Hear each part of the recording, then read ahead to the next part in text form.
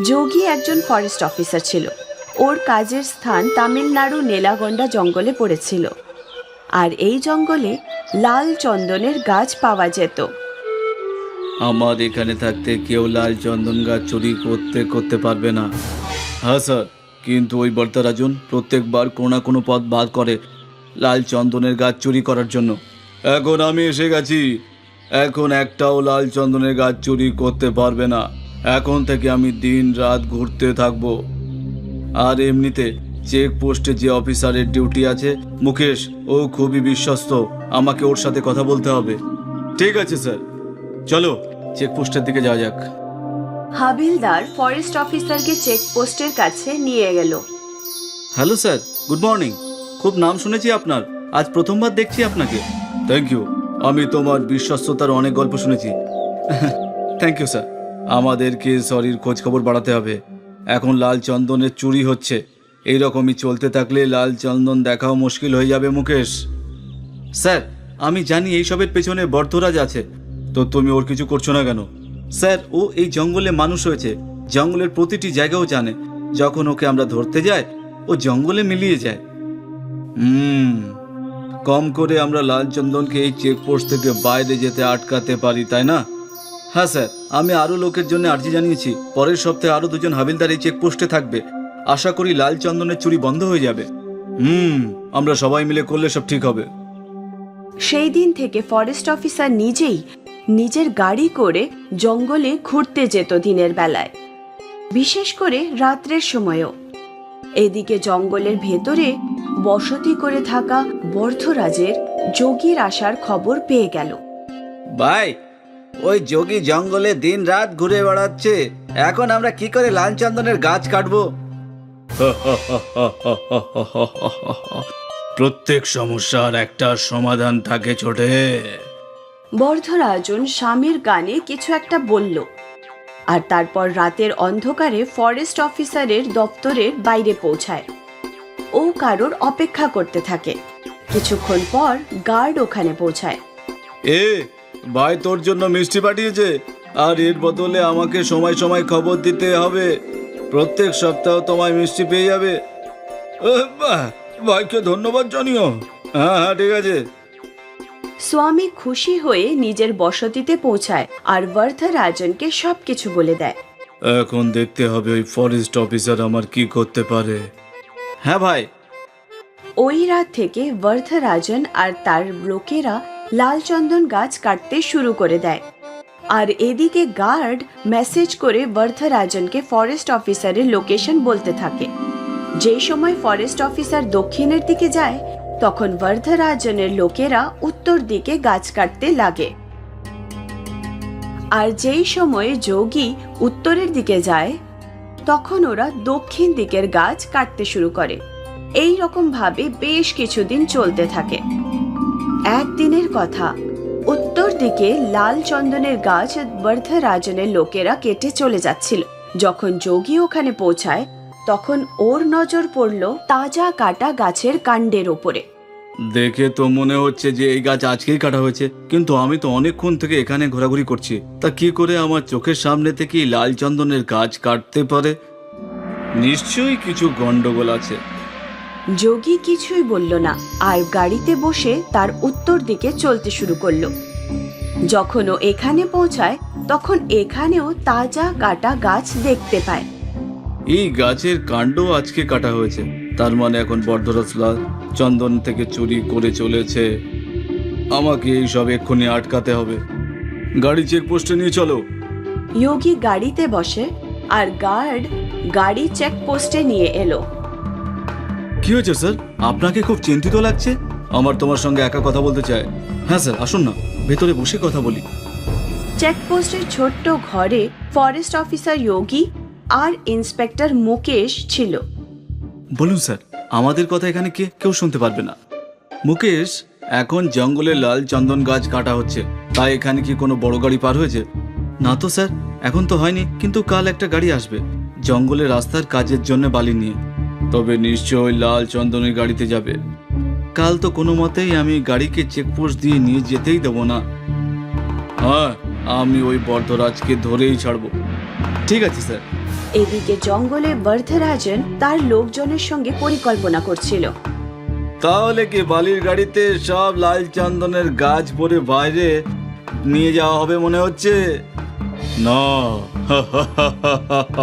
এতক্ষণে তো ফরেস্ট অফিসারের সব খবর জানা গেছে, আর চেক পোস্টের কাছে আমাদের জন্য অপেক্ষা করবে। তাহলে আমরা কি করব? কি করে লাল চন্দনের গাছকে বাইরের রাস্তা বের করব ভাই? বর্ধরাজন নিজেই পরিকল্পনা বানিয়ে ফেলেছিল। পরের দিন সকালে বালির গাড়ি জঙ্গলে এলো, আর ইন্সপেক্টর মুকেশ ফরেস্ট অফিসার যোগীকে কল করে এই খবরটা জানালো। স্যার, বড় গাড়ি এসে গেছে, আপনি চলে আসুন। ঠিক আছে। ওই গাড়ি কনস্ট্রাকশনের সাইটে পৌঁছলো, আর ওখানে ট্রাক সমস্ত বালি আনলোড করলো। আর বর্ধরাজন আর তার সব লোকজন মিলে ওই গাড়িতে একটা লাল চন্দনের গাছের ডাল ভরে দিল। এদিকে ফরেস্ট অফিসার আর গার্ড গাড়ি দিয়ে বেরোলো, কিন্তু ওদের রাস্তায় আরো কিছু গাছ পড়ে থাকতে দেখে। স্যার, ঘুরে যেতে হবে। এগুলো সব ওই বর্ধরাজনই করেছে। তাড়াতাড়ি চলুন, আজ ওকে ধরতেই হবে। বর্ধরাজন ওখান থেকে পালিয়ে যায়, আর ফরেস্ট অফিসার যোগী যখন ওখানে পৌঁছলো তখন গাড়িও ওখান থেকে বেরিয়ে গেছিল। চেকপোস্টের কাছে নিয়ে চলো। যোগী ইন্সপেক্টর মুকেশকে কল করলো। মুকেশ, ওরা এখান থেকে বেরিয়ে গেছে, এখন তোমাকে ওদের আটকাতে হবে। ঠিক আছে স্যার। ইন্সপেক্টর মুকেশ নিজের সব লোকজন নিয়ে দাঁড়িয়ে পড়লো চেকপোস্টের কাছে। বড় গাড়ি আস্তে আস্তে চেকপোস্টের কাছে এগোলো। চেকপোস্টের কাছে ইন্সপেক্টর মুকেশ আর সমস্ত পুলিশ বন্দুক নিয়ে দাঁড়িয়েছিল। গাড়ি চালক পুলিশকে দেখে গাড়ি থামিয়ে দিল, আর পেছন দিকে ফরেস্ট অফিসার নিজের গাড়ি দাঁড় করিয়ে দিল। গাড়িটাকে চারদিক দিয়ে ঘিরে ফেলা হলো। হাওলদার, চেক করো গাড়ির ভেতরে কি আছে। হাবিলদার গাড়ির ভেতরে ওঠে। স্যার, লাল চন্দন তো আছে, কিন্তু একটাই। কি? ইন্সপেক্টরও গাড়ির ওপর উঠে দেখতে লাগলো। উনি ওখানে একটাই চন্দনের গাছ দেখতে পেলেন। স্যার, আপনি এখানে আসুন। এখন ফরেস্ট অফিসার যোগীও উঠে পড়ল। ও এইসব দেখে চিন্তায় পড়ে গেল। ওই বর্ধরাজন এইবার আমাদের সাথে ছল করলো। আর এইদিকে বর্ধরাজন তার সমস্ত লোকজন নিয়ে আর লাল চন্দনের গাছগুলোকে নিয়ে নদীর রাস্তা দিয়ে জঙ্গলের বাইরে বেরোতে শুরু করে দিল।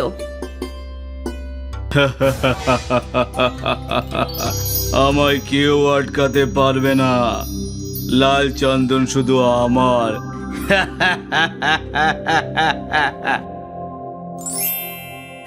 মহেশপুরা গ্রামে মুকেশ আর তার ভাই পিন্টু তাদের বাবার সাথে থাকতো। মুকেশ বড় ভাই আর পিন্টু ছোট ভাই। বাবা, তুমি মুকেশ দাদাকে সাইকেল কিনে দিলে, আমাকে মোটর সাইকেল কিনে দাও। খোকা, সাইকেল তো খুব সস্তার জিনিস, আর মোটর সাইকেল দামি। আমি কিছু শুনতে চাই না। যতক্ষণ আমার জন্য মোটর সাইকেল কিনে দেবে না, ততক্ষণ আমি কিছু খাবো না। পিন্টুর জেদের জন্য তার বাবাকে তার জন্য মোটরসাইকেল কিনে দিতেই হলো। মুকেশের পড়াশোনাতে মন বসতো না, তাই বাবা মুকেশের বিয়ে করিয়ে দিলেন। মুকেশ চাষবাসের কাজ সামলাতে শুরু করে, আর অন্যদিকে পিন্টু দ্বাদশ শ্রেণী পাশ করলো। বাবা, আমি পড়াশোনা করতে শহরে যেতে চাই। বাবা, আমাদের গ্রামেও তো কলেজ রয়েছে, শহরে ভাড়ায় ঘর নিতে হবে, তাছাড়াও খাওয়া দাওয়ার জন্য অতিরিক্ত খরচা হবে। বাবা, আমি কিছু শুনতে চাই না, আমি শহরেই পড়াশোনা করব। তাই বাবাকে ছেলের কাছে মাথা নত করতেই হলো। পিন্টু পড়াশুনো করতে শহরে চলে যায়, কিন্তু শহরের জাঁকজমক দেখে পিন্টুর পড়াশুনোয় আর খেয়াল ছিল না। সে শহরে বন্ধুদের সাথে বাইকে চড়ে খুব মজায় দিন কাটালো। কখনো সিনেমা হলে গিয়ে ফিল্ম দেখতে যেত, আর কখনো বন্ধুদের সাথে বসে পার্টি করত। এইভাবে পিন্টু 2 বছর বন্ধুদের সাথে মজা করতেই সময় কাটিয়ে দিল। একদিন পিন্টুকে মুকেশের ফোন এলো। পিন্টু, বাবার অবস্থা খুব খারাপ হয়ে পড়েছে, তুই তাড়াতাড়ি ঘরে চলে আয়। আমি আসতে পারবো না, আমি যে খুব ব্যস্ত, তুই সব সামলে নে ভাই। মুকেশ বাবা, আমি একটিবারের জন্য পিন্টুকে দেখতে চাই। পিন্টু বাড়ি ফেরত এলো না, আর এদিকে বাবার মৃত্যু হয়ে গেল। একদিন পিন্টুর ফোন এলো। মুকেশ, তুই এত কম টাকা কেন পাঠাচ্ছিস? তুই তো জানিস শহরে খরচা অনেক বেশি। পিন্টু, আমার দ্বারা যতটা সম্ভব হচ্ছে আমি পাঠাচ্ছি। এইবারে ভুল সময়ে বৃষ্টিটা এসে গেল, সমস্ত ফসল খারাপ হয়ে গেছে, ঘরে খাওয়ার জন্য কিচ্ছু বেঁচে নেই। কেন মিথ্যে কথা বলছিস? আমি মিথ্যে কথা বলছি না পিন্টু। পিন্টু একটা মেয়ের সাথে নিজের গ্রামে নিজের বাড়ি পৌঁছলো। আরে পিন্টু, এভাবে হঠাৎ করে এতদিন পরে তুই এখানে এলি, আর আসার আগে একবারও বললি না যে তুই বিয়ে করে ফেলেছিস? হ্যাঁ দাদা, আমি বিয়ে করে নিয়েছি। মুকেশকে একটা কাগজ দিয়ে বলল, দাদা, এটা আমার কলেজের একটা ডকুমেন্ট, এতে তুই আঙুলের ছাপ লাগিয়ে দে। মুকেশ পিন্টুর ওপর বিশ্বাস করলো, কাগজে নিজের আঙুলের ছাপ লাগিয়ে দিল। খুব ভালো করলে দাদা, এইবারে তুই নিজের বউকে নিয়ে এই ঘর থেকে বেরিয়ে যা। এই কাগজে ইংরেজিতে পরিষ্কারভাবে লেখা রয়েছে যে তুই তোর ঘর, বাড়ি, জমি, জায়গা সব তুই তোর ভাই পিন্টুর নামে করে দিয়েছিস। এটা তুই কি বলছিস পিন্টু? এখন আমার সময় নষ্ট করিস না তুই, আর নিজের বউয়ের সাথে বাইরে বেরিয়ে যা। যা, চলো রূপা। বেচারা মুকেশ আর রূপা রাস্তার ধারে একটা কুড়ে ঘর বানিয়ে নিল। এখন আমাদের খরচা কিভাবে চলবে? তুমি চিন্তা করো না, আমি জঙ্গলে গিয়ে গাছ থেকে কাঠ কেটে আনবো আর তারপরে বাজারে বিক্রি করে দেব। পরের দিন জঙ্গলে মুকেশ কাঠ কাটতে গেল। দুপুর পর্যন্ত কাঠ কাটতে কাটতে মুকেশের তেষ্টা পেয়ে গেল। বিশাল গরম লাগছে, আমার তো গলা শুকিয়ে যাচ্ছে। মুকেশ জলের খোঁজে জঙ্গলে এদিক ওদিক ঘুরে বেড়াতে লাগলো। ও একটা কুয়ো দেখতে পেল। মুকেশ কুয়োতে ঝুঁকে পড়ে দেখলো কুয়োতে জল তো ছিল না, কিন্তু কুয়ো থেকে খুবই আকর্ষণীয় একটা সুগন্ধ বেরোচ্ছিল। মুকেশ কুয়োতে লাফিয়ে পড়ল। কুয়োতে একটা চন্দনের গাছ ছিল। আমি তো শুনেছি চন্দনের গাছ খুব দামে বিক্রি হয়। মুকেশ চন্দনের গাছ থেকে কিছু কাঠ কেটে নিয়ে গিয়ে বাজারে বিক্রি করতে গেল। চন্দন কাঠ 50,000 টাকায় বিক্রি হয়। মুকেশ খুব খুশি হয়ে বাড়ি ফিরে আসে। এখন থেকে মুকেশ রোজ চন্দন গাছ থেকে কিছু কাঠ কেটে গিয়ে বাজারে বিক্রি করে। কিছুদিনের মধ্যেই মুকেশ একটা বড় বাড়ি, জমি, জায়গা আর ট্রাক্টর কিনে ফেললো। আর ওদিকে পিন্টু চাষবাসের কাজ করতেই জানতো না, সেই জন্য সে নিজের জমি বিক্রি করে দিল। কিছুদিনের মধ্যেই জমি বিক্রি করার টাকা শেষ হয়। টাকা রোজগার করে নিয়ে এসো, নাহলে আমি তোমায় ছেড়ে চলে যাব। মুকেশের ধনী হওয়ার খবর পিন্টু জানতে পেরে যায়। এক রাতে পিন্টু লুকিয়ে মুকেশের বাড়ি যায়। মুকেশ আর তার স্ত্রী সেই সময় খাবার খাচ্ছিল। পিন্টু জানালা দিয়ে তাদের দুজনের কথাবার্তা শুনলো। আজ আমাদের কাছে যা কিছু রয়েছে তা সব জঙ্গলে কুয়োর মধ্যে চন্দন কাঠের জন্যই সম্ভব হয়েছে। জঙ্গলে একজন ঋষির সাথে দেখা হয়েছিল, উনি আমাকে বললেন যে ওই চন্দন কাঠ খুবই চমৎকারী। আচ্ছা, জঙ্গলে কুয়োর মধ্যে ওই চন্দন গাছ। পিন্টু জঙ্গলে যায় আর খুঁজতে খুঁজতে সেই কুয়ো পর্যন্ত পৌঁছে যায়।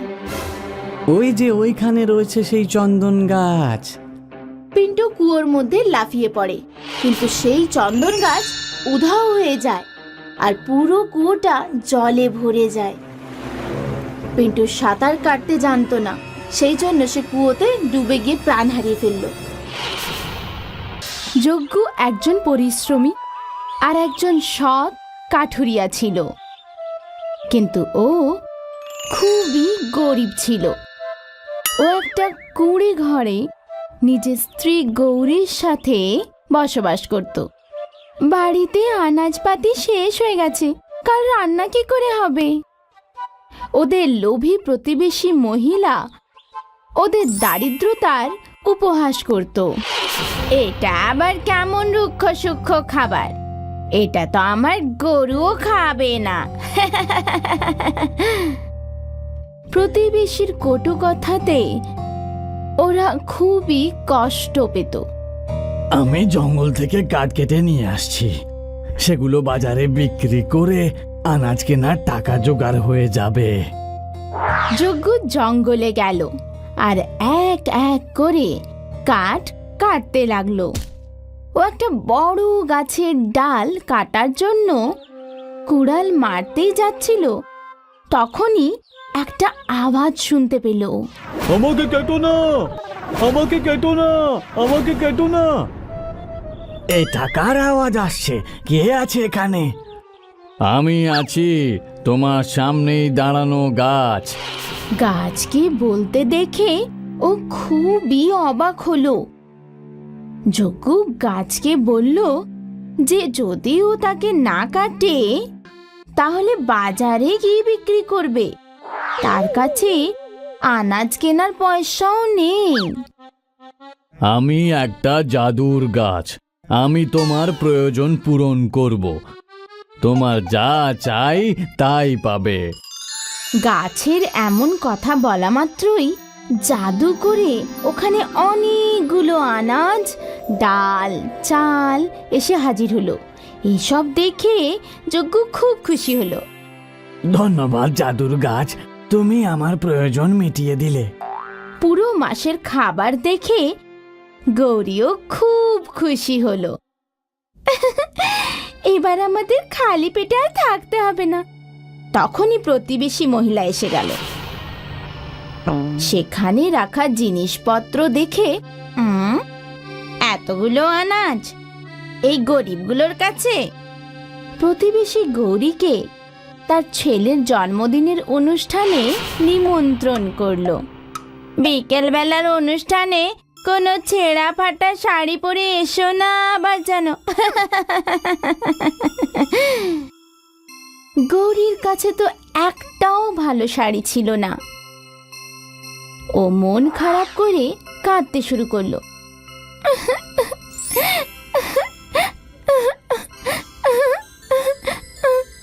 কেঁদো না গৌরী। চিন্তায় মগ্ন যজ্ঞ নতুন শাড়ির ব্যবস্থা কোথা থেকে করবে এটা ভাবতে ভাবতে জঙ্গলে পৌঁছে গেল। জাদুর গাছ ওকে জিজ্ঞাসা করলো যে ওর মন কেন খারাপ। আমার স্ত্রীর কাছে একটাও ভালো শাড়ি নেই, আমি ওকে শাড়ি কোথা থেকে এনে দেব? ব্যাস এইটুকু ব্যাপার, তুমি যা চাইবে তাই পাবে। জাদুর গাছের এই কথা বলা মাত্রই ওখানে একটা নতুন শাড়ি চলে এলো। যজ্ঞ শাড়ি দেখে খুবই খুশি হলো।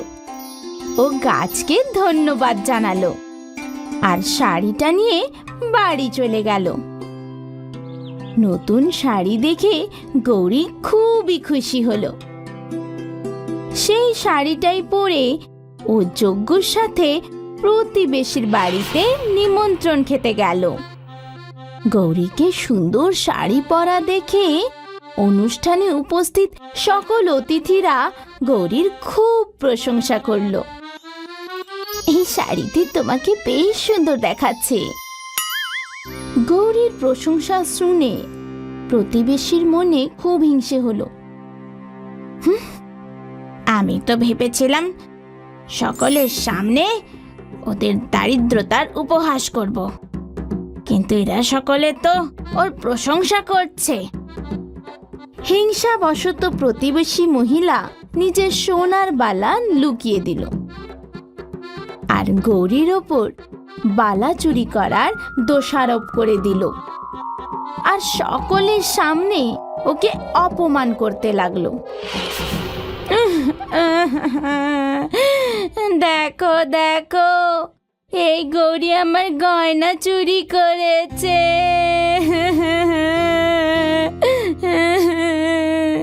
যজ্ঞ গৌরীর অপমানে খুব কষ্ট পেল।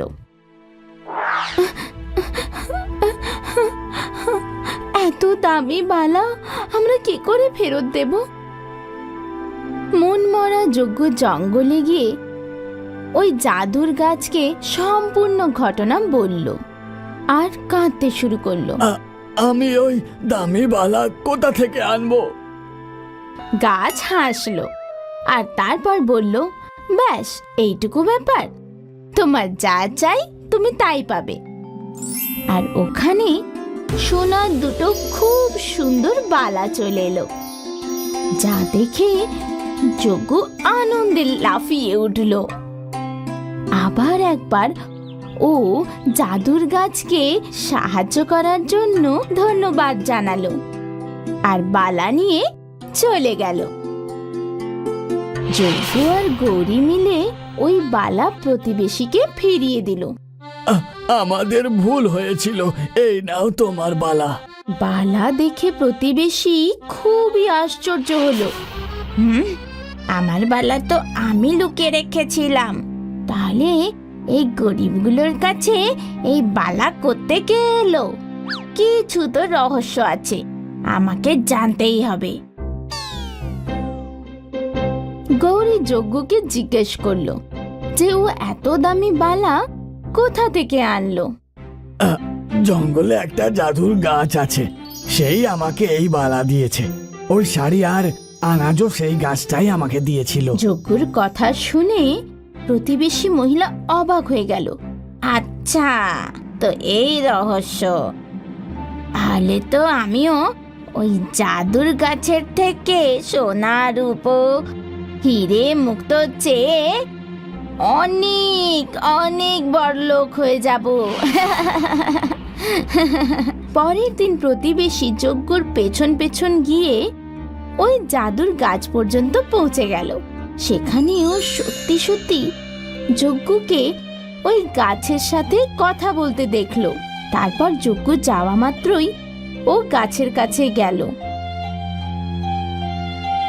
জাদুর গাছ, চল তাড়াতাড়ি আমাকে একটা হীরের হার দিয়ে দে। মহিলার চাওয়াতেই ওখানে একটা চকচকে হীরের হার চলে এলো। প্রতিবেশী এত খুশিতে পাগল হয়ে উঠল, কিন্তু যেই না সে ওই হারটা গলায় পড়লো, সেই হারটা সাপ হয়ে গেল। প্রতিবেশী ভয় পেয়ে চেঁচাতে শুরু করলো। ও সাপটা টেনে ফেলে দিল আর জাদুর গাছকে জিজ্ঞাসা করলো যে ও সাপ কেন পেল, যেখানে যজ্ঞ ওর মন খুশি জিনিস পাচ্ছিল। জাদুর গাছ বলল যে যজ্ঞ তার কাছে বাধ্যতার কারণে সেই জিনিস চেয়েছিল যেটা তার প্রয়োজন ছিল, কিন্তু প্রতিবেশী মহিলা লোভে পড়ে হার চেয়েছিল, তাই সেই লোভের পরিণামে সে সাপ পেল। এটা শুনে মহিলা খুব রেগে গেল। হ্যাঁ, আমি তোকে একেবারে জ্বালিয়ে দেব। প্রতিবেশী জ্বলন্ত মশাল নিয়ে জাদুর গাছকে জ্বালাবার চেষ্টা করলো।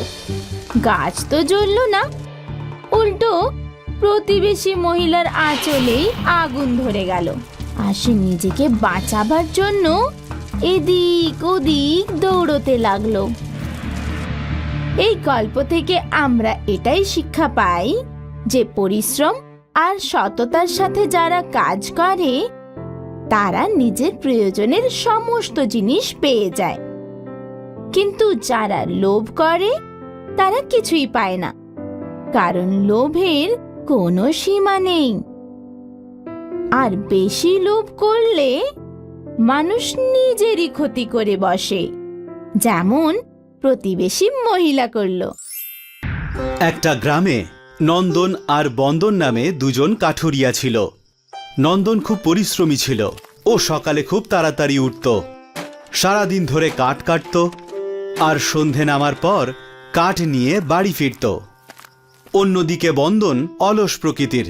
সূর্য মাথার উপরে এলে ঘুম থেকে উঠত আর অনেক কম কাঠ সংগ্রহ করে বাড়ি ফিরত। 1 বছর পরে নন্দন অনেক পরিশ্রম করে অনেক টাকা জমিয়ে ফেলল। ও সেই টাকায় খুব বড় একটা সুন্দর বাড়ি তৈরি করল। আর বন্দন আগে যেমন ছিল তেমনই থাকলো।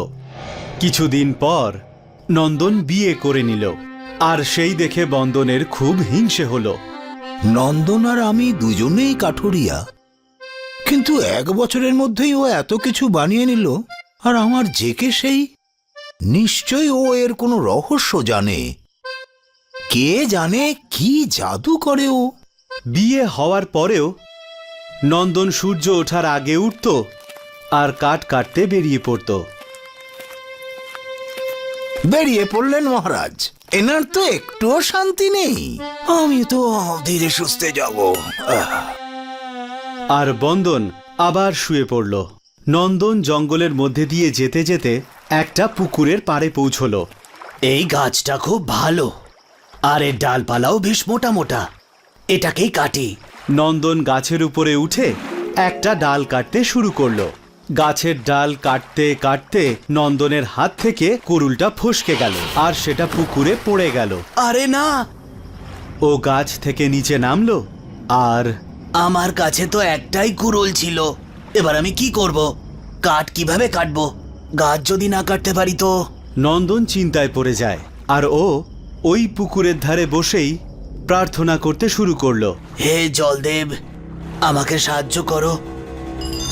তখনই নন্দন, আমি তোমাকে কিভাবে সাহায্য করতে পারি? আমার কুড়ুলটা পুকুরে পড়ে গেছে। আপনি আমায় দয়া করে ওটা ফিরিয়ে দিন। ওই কুড়ুলটা আমার কাছে অনেক মূল্যবান জিনিস। জলদেব জলের ভিতরে চলে যায় আর কিছুক্ষণ পর উনি সোনার কুড়ুল নিয়ে আবার ফিরে আসেন। এই নাও নন্দন, এ তোমার কুড়ুল। এটা আমার কুড়ুল নয়, এটা তো সোনার কুড়ুল। আপনি আমায় আমার কুড়ুলটা ফিরিয়ে দিন। জলদেব আবার জলের নিচে চলে গেলেন আর এবার যখন উনি ফিরে এলেন ওনার হাতে একটা রূপোর কুড়ুল ছিল। এটা হয়তো তোমার কুড়ুল হবে। না না প্রভু, এটা তো রূপোর কুড়ুল। আমার কুড়ুল তো লোহা আর কাঠ দিয়ে তৈরি। তারপরে আবার জলদেব জলের ভিতরে চলে গেলেন। এবার উনি নন্দনের কুড়ুলটা নিয়ে এলেন। নন্দন নিজের কুড়ুলটা দেখে ভীষণ খুশি হলো। হ্যাঁ, এটাই তো আমার কুড়ুল। এই নাও, কিন্তু এটা আমায় বলো যে তুমি বলেছিলে যে তোমার কুড়ুল খুব মূল্যবান, তাহলে তুমি সোনা আর রূপোর কুড়ুলটা নিলে না কেন? আমার কুড়ুল তো মূল্যবানই। এটা না থাকলে আমি কাঠই কাটতে পারবো না। এই কুড়ুলটা আমার জীবনের অবলম্বন। খুব ভালো কথা নন্দন। পরিশ্রমকেই তুমি তোমার জীবনের মূলধন মনে করো, আর তোমার মনে এতটুকু লোভও নেই। এই নাও, এই সোনা আর রূপোর কুড়ুলটাও তোমার সততার জন্য উপহার। সর্বদা সুখে থাকো। নন্দন কুড়ুল নিয়ে জলদেবতাকে প্রণাম করে আর জলদেবতা আবার জলে অদৃশ্য হয়ে যায়। নন্দনের হাতে সোনার কুড়ুল দেখে বন্দন আশ্চর্য হয়ে যায় আর ও ওর পিছু ধাওয়া করে। নন্দন তার স্ত্রীকে সোনার আর রূপোর কুড়ুলের রহস্য বলে, যেটা বন্দন জানলা দিয়ে শুনে ফেলে। তো এই ব্যাপার, আমিও পুকুরে গিয়ে সোনার কুড়ুল নিয়ে আসছি। বন্দন পুকুরের ধারে পৌঁছে ও ওর কুড়ুলটা পুকুরে ফেলে দেয় আর ওখানেই বসে প্রার্থনা শুরু করে। বলো বন্দন, আমায় স্মরণ করেছো কেন?